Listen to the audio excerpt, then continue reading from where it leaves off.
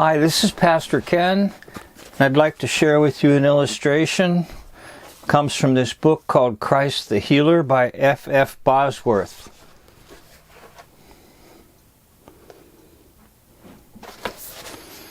In chapter 1, the title of the chapter is, Does Jesus' Atonement Include Healing?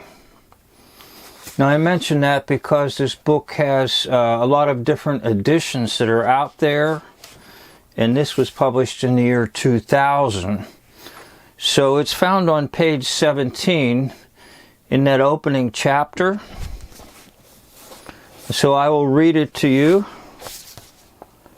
The reason why many of the sick in our day have not returned to their physical possessions is that they have not heard the trumpet sound on this line, faith cometh by hearing. And they have not heard because many ministers had their gospel trumpet put out of order while they were in theological seminary. They remind me of a man whom I knew played a trombone in a brass band.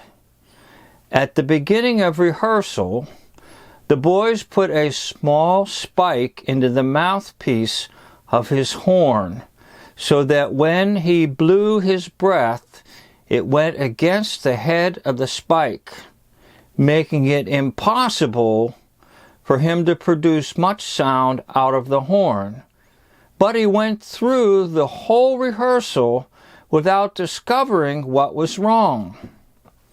Some preachers, like this man, think they are blowing their gospel trumpet all right and have not discovered that there is not half as much coming out as there ought to be. They are not like Paul, declaring the whole counsel of God. Now, I believe Fred Francis Bosworth played a trumpet or a wind instrument, so this illustration was pretty meaningful to him, and I thought I would share it with you. It's an interesting illustration about preaching not only that God provides healing for us, but preaching the whole gospel and not holding back on anything. Is the wind instrument being stifled by a spike put in on some preachers that they do not want to preach the whole counsel of God?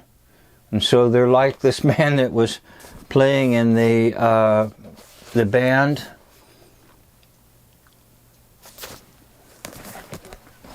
There's a lot of air going in, but there's not much sound coming out.